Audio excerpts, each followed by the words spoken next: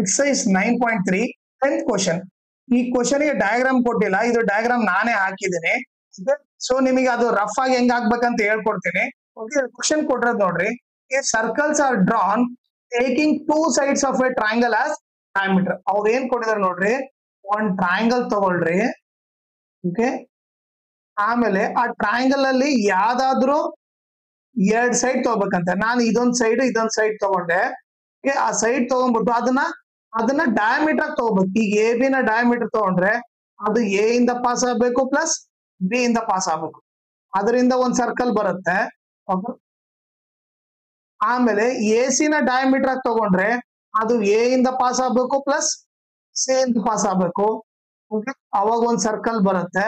Okay, ಅದು ಬಂದು diagram. So ಆ ತರ ಹಾಕಿದ್ದೀನಿ. ಓಕೆನಾ, ನೀವು ಆ ತರ ಹಾಕಿದ್ರೆ ಗೊತ್ತಾಗ್ಬಿಡುತ್ತೆ. ಓಕೆ, ಸೊ ಇವಾಗ ಆ ಡಯಾಗ್ರಾಮ್ ಗೊತ್ತಾಯ್ತು ನಮಗೆ. ಓಕೆ, ಈಗ ಟು ಪ್ರೂವ್ ಏನ್ ಮಾಡ್ಬೇಕು ನೋಡಲಿ. ಟು ಪ್ರೂವ್ ಬಂದ್ಬಿಟ್ಟು ಅವ್ರು ಕೊಟ್ಟರೆ ನೋಡ್ರಿ, prove that the point of intersection of the circles ಲೈ on the third side.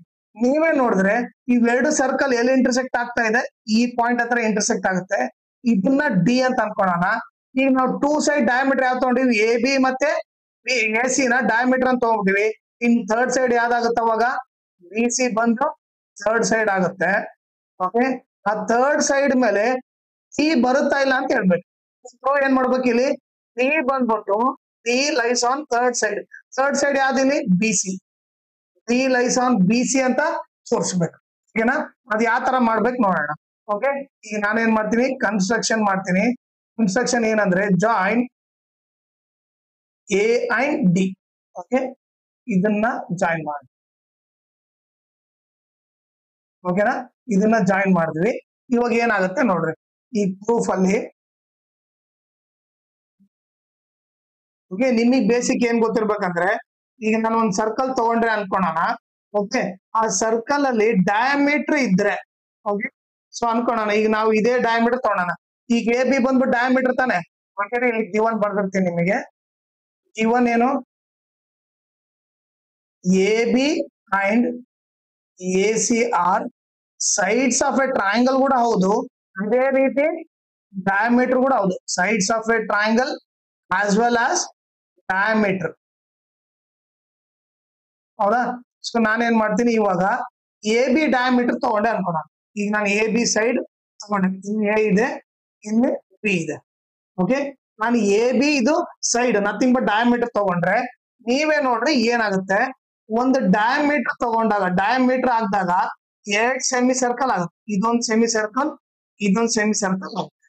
Okay, ನಾನೇನಾದ್ರೂ ಈಗ ಯಾವ್ದಾದ್ರು ಸೆಮಿ ಸರ್ಕಲ್, ಈಗ ನಾನು ಸೆಕೆಂಡ್ ಸೆಮಿ ಸರ್ಕಲ್ ಅಲ್ಲಿ ಯಾವ್ದಾದ್ರು ಸೆಮಿ ಸರ್ಕಲ್ ಮೇಲೆ ಒಂದು ಪಾಯಿಂಟ್ ತಗೊಂಡು ಅದು ಡಯಾಮೀಟರ್ ಇಂದ ಜಾಯಿನ್ ಮಾಡಿದ್ರೆ ಅದ್ರ ಆಂಗಲ್ ಎಷ್ಟಿರುತ್ತೆ, 90 ಡಿಗ್ರಿ ಇರುತ್ತೆ.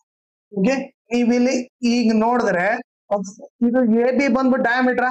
ಈಗ ನೋಡ್ರಿ, ಎ ಬಿ ಬಂದ್ಬಿಟ್ಟು ಡಯಾಮೀಟರ್, ಅದು ಎಲ್ಲಿ ಜಾಯ್ನ್ ಆಗಿದೆ, ಡಿ ಪಾಯಿಂಟ್ ಹತ್ರ ಜಾಯ್ನ್ ಆಗಿದೆ. ಹೌದಾ, ಈಗ ನೀವೇ ನೋಡಿದ್ರೆ ಎ ಬಿ ಬಂದ್ಬಿಟ್ಟು ಡಯಾಮೀಟರ್, ಇದು ಎಲ್ಲಿ ಜಾಯ್ನ್ ಆಗಿದೆ, ಡಿ ಪಾಯಿಂಟ್ ಹತ್ರ ಜಾಯ್ನ್ ಆಗಿದೆ ಡಯಾಮೀಟರ್.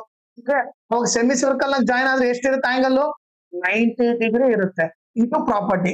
ಸೊ ಆಂಗಲ್ ಏನ್ ಬರೀಬಹುದು, angle A D B is equal to 90 degree ಅಂತ ಬರೀಬಹುದು. ಓಕೆ, ಇದನ್ನ ಈಕ್ವೇಶನ್ 1 ಅಂತ ಕರಿತೀನಿ. ಅದೇ ರೀತಿ ಓಕೆ, ಇದು ಯಾವಾಗಾಯ್ತು, ನಾವು ಕನ್ಸಿಡರ್ ಯಾವ್ದನ್ನ ಡಯಾಮೀಟರ್ ತಗೊಂಡಿದ್ವಿ, ಕನ್ಸಿಡರ್ ಎ ಬಿ ಡಯಾಮೀಟರ್ ತಗೊಂಡಾಗ. ಓಕೆ, ಸೊ ಅದೇ ರೀತಿ ಈಗ ನಾನು ಈಗ ಇದನ್ನ ಎರೇಸ್ ಮಾಡ್ಬಿಡ್ತೀನಿ, ಇದನ್ನ. ಅದೇ ರೀತಿ ನಾನು ಇವಾಗ ಡಯಾಮೀಟರ್ ಓಕೆ ಎ ಸಿ ತಗೊಂಡೆ ಅನ್ಕೊಳ್ಳೋಣ. ಎ ಸಿ ತಗೊಂಡ್ರೆ ಈ ತರ ಇದೆ, ಎ ಸಿ ಸೈಡ್ ತಗೊಂಡ್ರೆ ಇದು ಕೂಡ ಡಯಾಮೀಟರ್. ಎ ಸಿ ಡಯಾಮೀಟರ್ ಆಯ್ತಂದ್ರೆ ನಮಗೆ ಪ್ರಾಪರ್ಟಿ ಏನ್ ಗೊತ್ತು, ಇದೊಂದು ಸೆಮಿ ಸರ್ಕಲ್ ಆಯ್ತು, ಇದೊಂದು ಸೆಮಿ ಸರ್ಕಲ್ ಆಯ್ತು. ಸೆಮಿ ಸರ್ಕಲ್ ಅಲ್ಲಿ ಸೆಮಿ ಸರ್ಕಲ್ ಮೇಲೆ ಎಲ್ಲೇ ಪಾಯಿಂಟ್ ತಗೊಂಡ್ರು ಅದನ್ನ ಜಾಯಿನ್ ಮಾಡಿದ್ರೆ, ಡಯಾಮೀಟರ್ ನ ಜಾಯಿನ್ ಮಾಡಿದ್ರೆ ಆಂಗಲ್ ಎಷ್ಟಿರುತ್ತೆ, 90 ಡಿಗ್ರಿ ಇರುತ್ತೆ. ಇಲ್ಲಿ ಕೂಡ ಅದೇ ಕೇಸ್ ಆಗಿದೆ.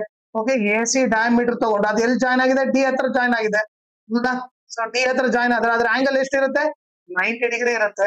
ಸೊ ಏನ್ ಬರಿಬಹುದು, ಆಂಗಲ್ ಎ ಡಿ ಸಿ ಕೂಡ ಅಂದ್ರೆ ಎ ಡಿ ಸಿ ಇದು ಕೂಡ ಎಷ್ಟಿರುತ್ತೆ, 90 ಡಿಗ್ರಿ ಇರುತ್ತೆ. ಇದನ್ನ ಈಕ್ವೇಶನ್ 2 ಅಂತ ಬರೀತೀನಿ. ರೀಸನ್ ಏನ್ ಬರಿಬೇಕು, angle in a semi circle is 90 degree ಅಂತ ಬರಿಬೇಕು. Angle in a semi circle is 90 degree. Okay, so ಅದನ್ನ ಬರೆದ್ವಿ. ಈಗ ಏನ್ ಮಾಡೋಣ, ಇಲ್ಲಿ ಎರೇಸ್ ಮಾಡ್ತೀನಿ.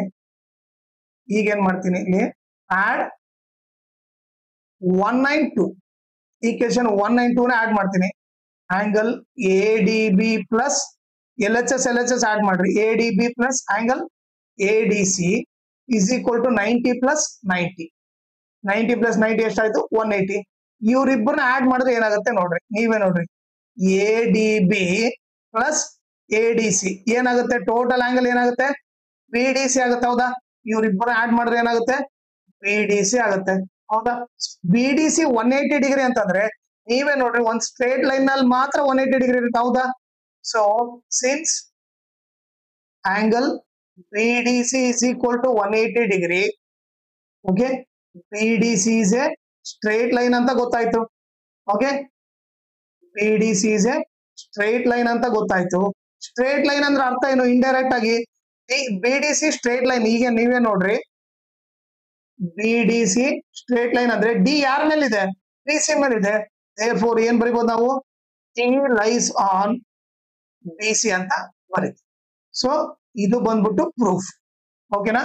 ಈಗ ಇದ್ರ ಜೊತೆಗೆ ಇನ್ನೊಂದು ಇಂಪಾರ್ಟೆಂಟ್ ಥಿಂಗ್ ಏನಂದ್ರೆ, ಈ ವಿಡಿಯೋ ಡಿಸ್ಕ್ರಿಪ್ಷನ್ ಅಲ್ಲಿ ನಾನು ನಿಮಗೆ ನನ್ನ ಇನ್ಸ್ಟಾಗ್ರಾಮ್ ಚಾನಲ್ ಲಿಂಕು, ನನ್ನ ಟೆಲಿಗ್ರಾಮ್ ಚಾನಲ್ ಲಿಂಕು, ಆಮೇಲೆ ಸರ್ಕಲ್ದು ಫುಲ್ ಲೆಸನ್ ಲಿಂಕ್ ಹಾಕಿದ್ದೀನಿ.